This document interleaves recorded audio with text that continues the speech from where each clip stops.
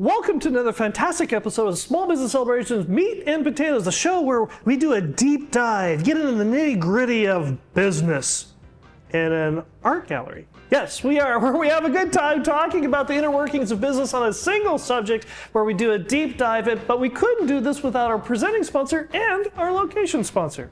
At Oliver & Associates Real Estate, we know that buying or selling a home isn't just a transaction, it's a life moment. That's why they're committed to building relationships that last. They take the time to truly understand your needs, your dreams, your stories, so they can find you not just a house, but a home. Give Oliver & Associates a call at 661-808-3444 or check them out at yourrealtor.us today. Today's Meat and Potatoes episode location is brought to you by Modern Gigi Gallery, an ultra-modern art gallery located in downtown Bakersfield, California, featuring the artworks of the modern abstract artist Johnny Ramos. Whether you're looking for artwork for your office, your home, or a postcard you can send as a thank you note, go to Modern Gigi Gallery located at 900 18th Street in Bakersfield, or give them a call at 661-374-7724 or email them at art@moderngigi.com today. Welcome to Small Business Celebration Meat and Potatoes, and in this particular episode, we're going to be talking about the question, the one question the internet has been asking. Does it really take you 6 months to eat a cow? We're also going to be talking about, on a serious note, teaching your children the business. And our guest this week is Jack Lavers, the owner of Lavers Ranch. Welcome to Small Business Celebration Meat and Potatoes Live. Hey, thanks for having me back. I had a great time last time. Look forward to it this time. The location was great. We went up to Glenville, we got to play with your dog, and we got to see a lot of great stuff. It was a lot of fun. We had a great time. I really enjoyed it, and I appreciate you guys coming up and getting to show everybody around the world that, hey, this is what's going on at this place right here. This is a historical area, and we're still here. And it's a working cattle ranch. It's a working cattle ranch, and we're still here, still doing it. It's still a little bit of the Wild West at times. 6 generations. Yes. Yeah. 6 generations. And so let's get the hard stuff out of the way first. Okay. So how long does it take a family of 4? Because you said this on the main show. Yeah. How long does it take a family of 4 to eat a cow from nose to tail? It varies from family to family. So the internet has told us. So the family that's going to get really serious, probably 6 months or so. I eat beef literally almost. Well, I say literally every day. Right. And I could probably go through one with my family in 6 months pretty easily. So one of the questions that did come up is you've got all these cattle, and then you've got this service that comes out, so they shoot videos so that they can figure out, or the buyers for the auctions can go through and pick which cattle they want and that sort of thing. But do you sit there and go, yeah, our family gets that one? So I actually don't raise my own beef anymore. Really? And part of the reason we stopped doing that was the cost. Really? And so because going back to cost again, it costs you more to eat the cow? It does. When you start figuring out all those cuts that you don't necessarily want, because generally what happens is somebody buys all this extra amount of meat that they really, and from nose to tail, right? They buy pieces that they don't normally eat or don't like. And so those end up sitting in the freezer longer and eventually go bad. Right. And so that was kind of happening with us on some things. We wouldn't eat everything. We went straight for the steaks. We go for the hamburger. Those are the easy things. And you're starting to go through the roast in the winter and fall. And just, over and over, depending on when you processed your animal. Right. And so you do all these things, but you still have some left over. So in the long run. And it starts turning green. Hopefully not in the freezer. Better check your temperature. If you got green stuff in there, I'm a little bit worried. On a level, you should go see a doctor. In fact, if you know anybody, go to Ventus Health. My wife can get you right in. But so what happened is it's easier and cheaper for me to go and buy higher end steaks of what I want. Right. I love New York's. I'm not a huge fan of ribeyes. I do love ribeyes still, but not as much as I love a New York or a filet. Right. And so it's just cheaper for us to go do that and a bunch of hamburger. And if we want something else at a different time, we can go buy roast from the store as well. Right. And so in the long run, it's cheaper that way for us. Right. Now, one of the other things that really struck a chord with the online audience is when you started talking about your daughter Yeah. And how old? And first of all, what's her name? Reagan. Reagan. Yeah. And how old is she? She's 13. She's 13, junior high. Yeah, going into 8th grade here in a couple weeks. Nice. Yeah. And one of the things that you talked about was helping her learn basic life skills, because a horse isn't going to do what you want it to do. A cow is not going to do what you want it to do, how to open a gate and that sort of thing. These are all fundamental basics of life. But one of the other things that comes closer to home is you're already teaching her the business. Yeah. Generation 7. Yeah. And one of the questions that came up talks about the conversation you had with your wife. Mm-hmm. When does that start? Teaching your daughter and younger son, I presume, on the skills that they need to learn in order to be able to take over the business. What was that conversation like? Well, the first thing is you got to take your kids with you once in a while. And on a ranch, we have that ability better than other jobs can. Right. But it's important that you do it and you make the time to do that. They have to learn how to drive a vehicle early. I was 2 years old, sitting on my knees, steering the truck when it was in first gear, low range, and my dad's in the back feeding hay in snowstorms. We're feeding hay. You're 2 years old. 2 years old. And my dad always told a story that, hey, I was heading towards an big water oak tree in a flat, and my dad kept saying, "Watch that tree, Jack, watch that tree." And I kept going, and then got a little closer, and Jack, watch the tree, and got a little closer, and then it was, watch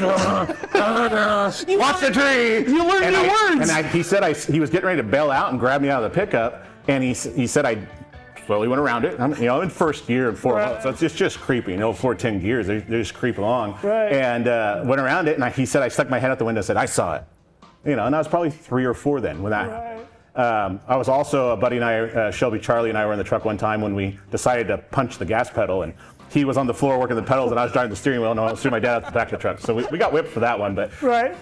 But we were there learning at that young age, and that's kind of the process that you have to start. You're sitting horseback and you're bundled up and you're warm in a snowstorm riding a colt, or not, I wasn't riding a colt, but riding a horse, and you're still cold. Right. But you get tough and you figure it out. You're not freezing. You've been bundled up. Your parents look out for you and they take care of you. Right.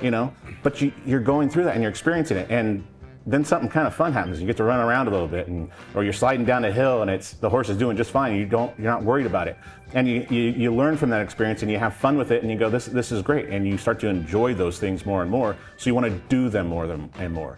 And that's really kind of the start. And it's going down and doing chores.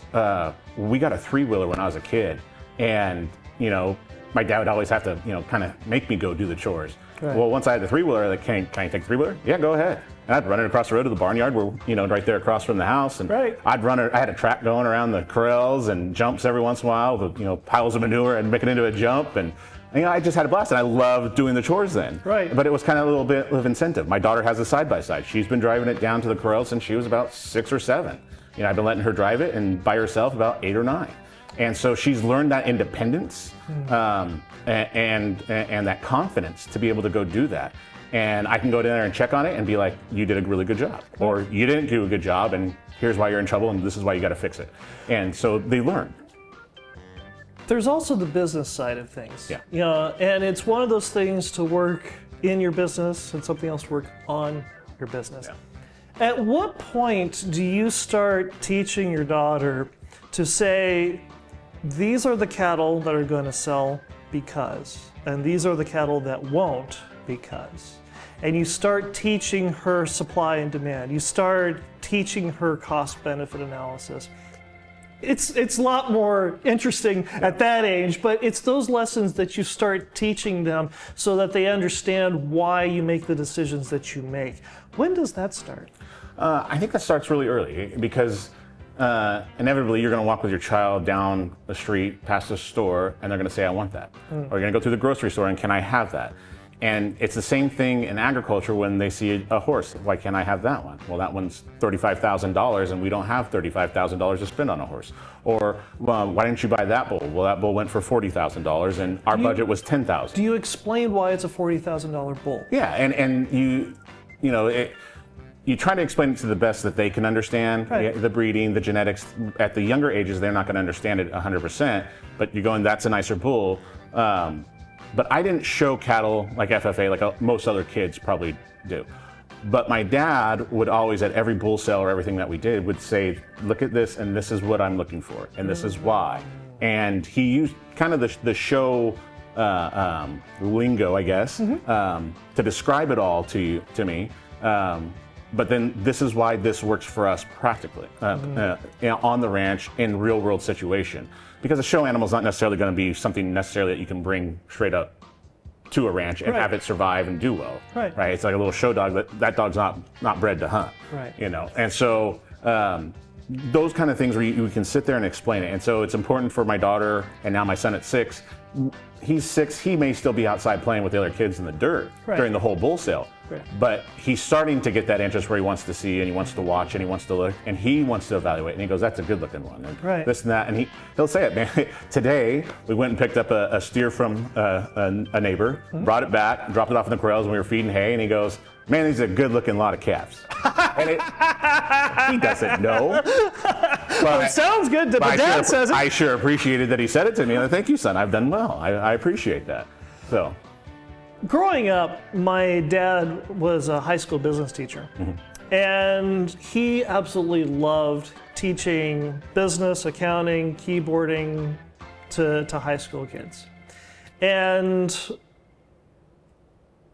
all 3 of us kids, all inherited the teaching gene.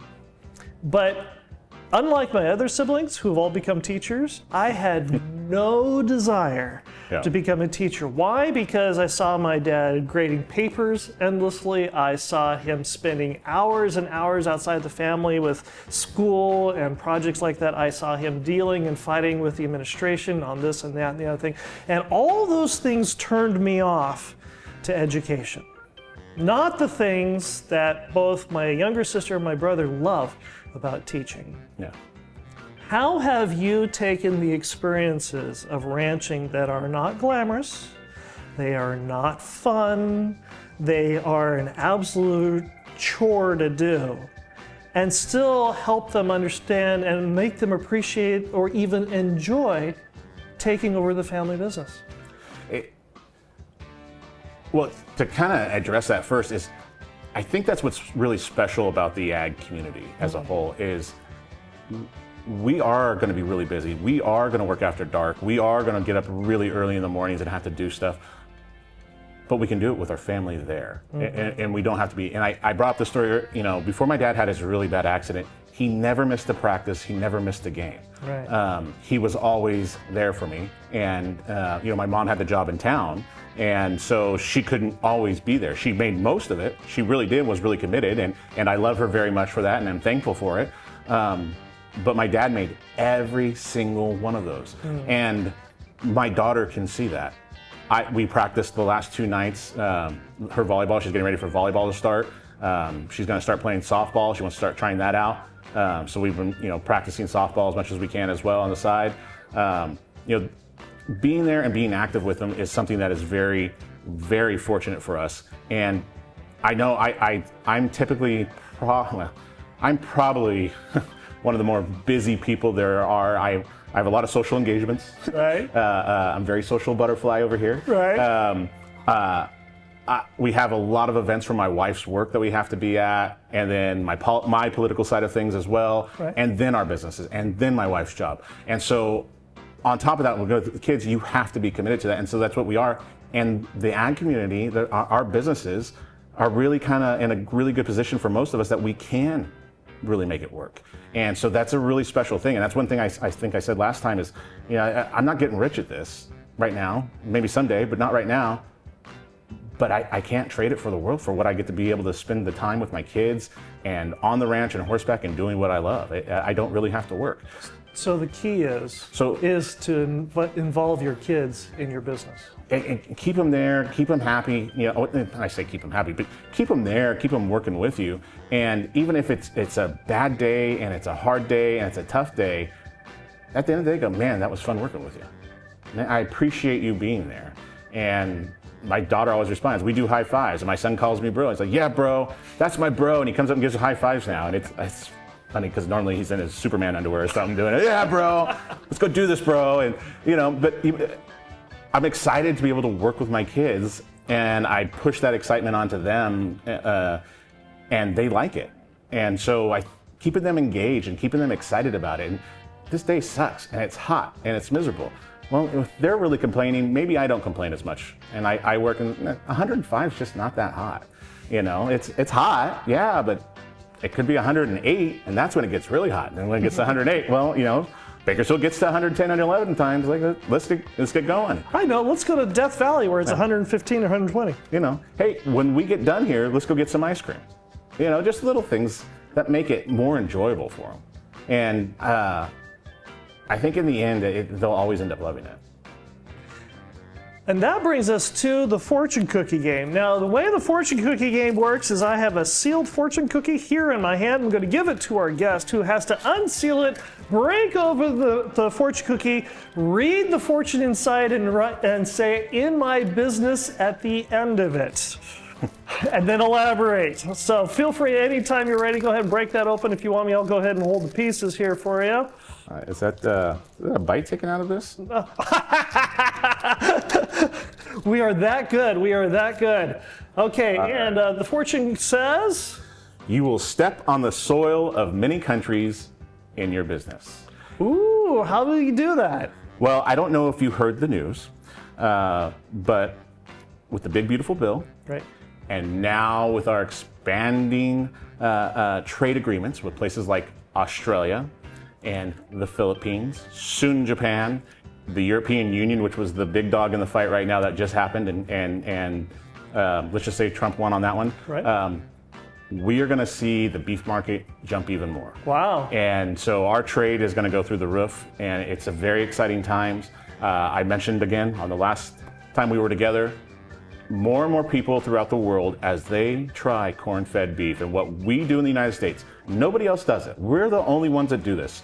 There are some places that possibly could, but they don't have the expertise to be able to do it like we've been doing for generations now. And that is produce really high-quality corn-fed beef with the genetics that we've done for generations as well on our cow herd. The world is our oyster, and it's very exciting for us to be setting foot in all other countries and other soils around the world. Perfect. Now, Visioneers, if you've watched the main show, there's a lot of great questions that get asked. And you think that it's my brilliance that has done that. And I assure you, it's not. Because why? Because there's somebody that's been sitting behind the camera, very dutifully taking notes, and she asked questions that I wouldn't even dream of. So much so that she's got the whole second half of the show. We couldn't do this without questions by Emily.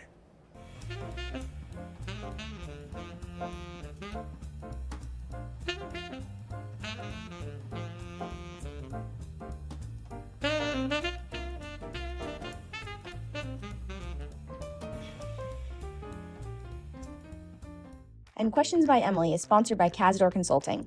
Need elite talent to grow your team? Cazador Consulting Group in Bakersfield is your go-to partner in staffing and direct hires. They don't just fill jobs, they build lasting partnerships by listening to your needs and delivering top-tier customer service. At Cazador, mutual success isn't a goal, it's the standard. This is more than staffing, it's building your team so you can build your business. Visit CazadorConsultingGroup.com or call 877-800-4622. That's CazadorConsultingGroup.com or 877-800-4622, and let's build your future. Hello, Visionaries, and welcome back to Questions by Emily. I'm Emily. I've got questions, and if you've got questions, feel free, drop them in the comments section. We are always up in the comment section looking through those, and we find your thoughts insightful, enjoyable, and sometimes really funny. So we love relaying those to the guests. And with that, I actually have so many different directions and so many different questions I could ask. But something I was learning about recently was that we don't have many people in the trades. Versus, like nowadays, we have a lot more people that go to college, they get a degree. Versus going into the trades and stuff. And my generation is starting to feel that, we're starting to notice that. And I think it also leads into people's ability to be tough. And what do you have to say to that? I agree 100%. And I think it really harkens back to micro dirty jobs. You know, him kind of really being the addresser of the issue. Like, hey, look at this, look what these people are doing, and look what they're making, and kind of that mentality was we had lost. And I agree with that. You know, I went to Cal Poly, and I mentioned my dad had a law degree. You know, my grandfather had a college degree. His brother was an ag teacher. You know, we're pretty fortunate and pretty educated in our family. And I am a huge, on my mom's side of the family, college professors and things of that nature, and attorneys and doctors and nurses and everything like that. I'm a big believer in education, and I am a believer in the statistic that if you do get a college education, you have a leg up instantly. And I'm a believer in that. And so I'm not one of those people that says, hey, look what they're doing. This education is just worthless. And it's because it's not. And it's very important. And I am very demanding of my children that they will get straight A's and they will go on to college. And period. It's not an option for both of my children. And my wife and I agree on that, 100%. But if they then wanted to go to trade school, I have no issue with that as well, because you can go be a lineman for PG&E or SoCal Edison and make well over $100,000 a year. You can go be a welder and make a ton of money. You can go on an oil rig out in the ocean, or go overseas and do all these things where they need these specialty people that other people don't have the skills. They don't know how to weld. They don't know how to hammer a nail, really. People can't do basic electrical work in their homes.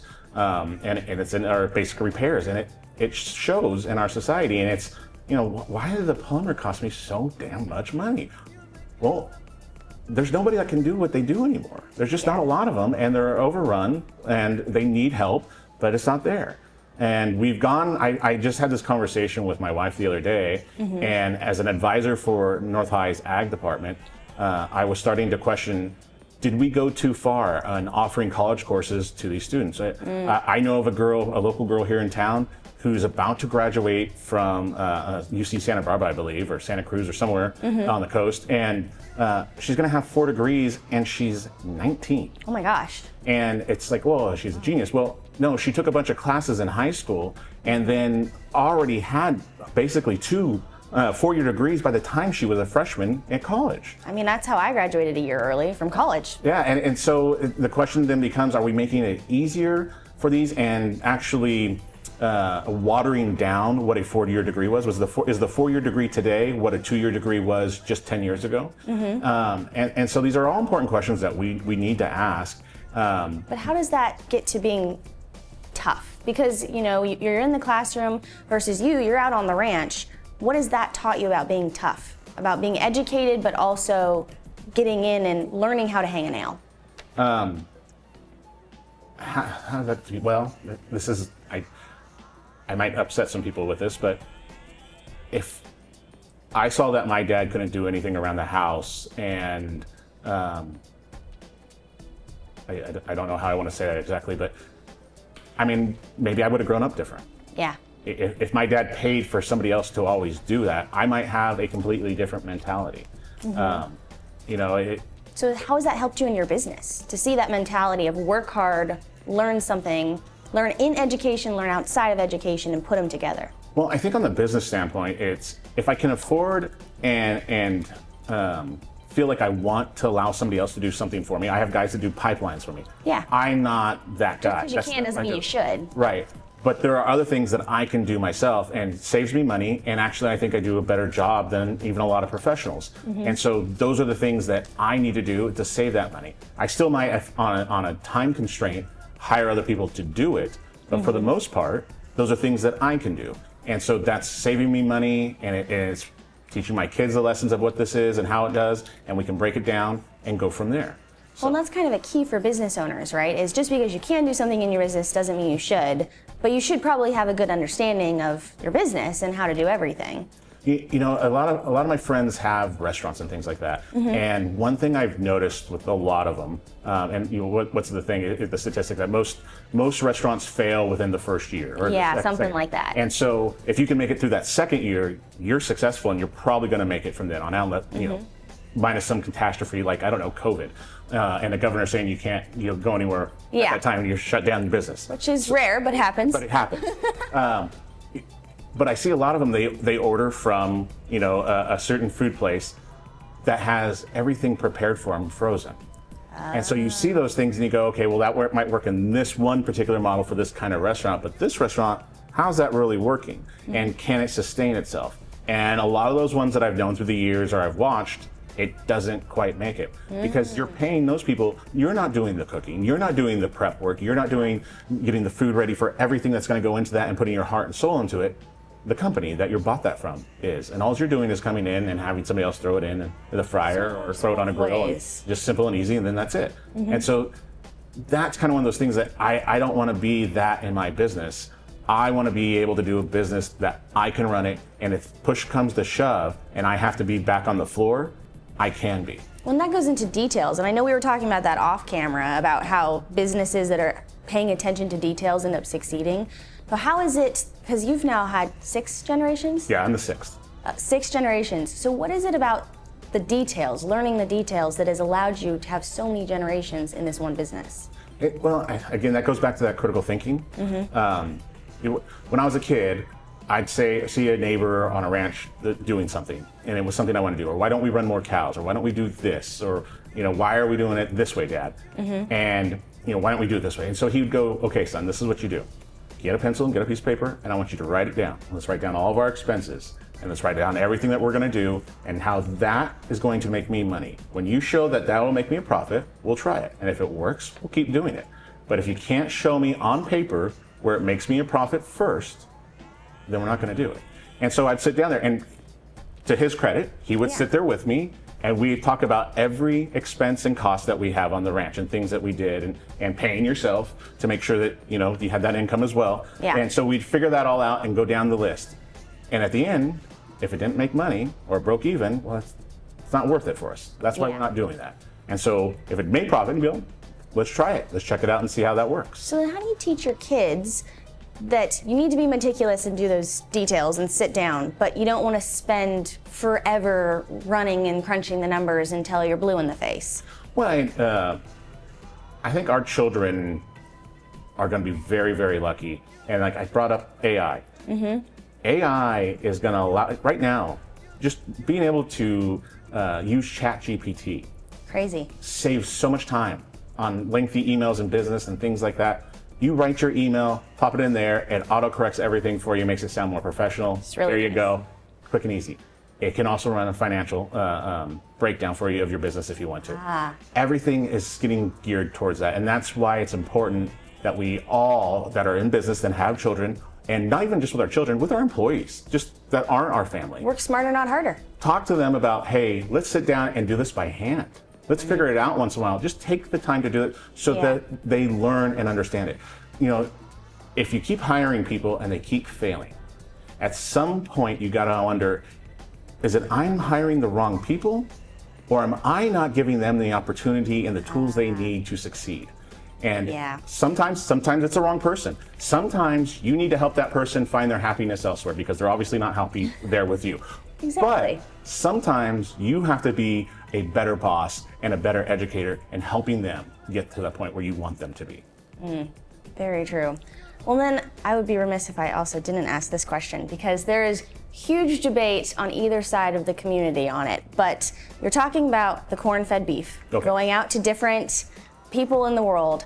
You've got some movements in America that are saying, let's go back to primal eating, don't corn feed your beef. And then you've got other people who are saying, this is amazing, this is the best thing ever. And then you've got some people in the middle who will kind of go either way. So I guess what would be your take on either side of the argument? I always try to keep a level head and clear thinking on things. But this is because really, I'm in a unique position being that guy that's in a cow-calf operation. We're the beginning stage. Yeah. If I got to go grass-fed, I can very easily switch to grass-fed. Really? It's that easy? Well, yeah, because everything's grass-fed until it goes to the feedlot. Well, and then there's the difference between the grass-fed and then finished. Well, so grass-fed can be finished, but it's finished on grass. Oh. Okay. So it's a different type of finish. You're not going to get the marbling necessarily. Some claim that you do, and you do to some extent. But for the most part, it's still finished, but it's just not corn-fed finished, which to me, in my palate, is better. What about the person who's allergic to corn? But you're not. It's not gluten beef. It was just a product and the protein from that corn and other nutrients that came, the starch that came to feed that animal and help it grow and build that muscle and that extra fat. So you're not getting any gluten or any other things like that from the beef. You're just getting beef. You're getting the protein and those essential amino acids, which really, if people really break it down, the one true superfood in the world is red meat. It has, and especially beef and buffalo, protein. it has more protein and more essential amino acids and vitamins and nutrients than any other food source in there is. And it's nutrient dense, which means you're eating less calories. And so we talk about an obesity issue within our nation.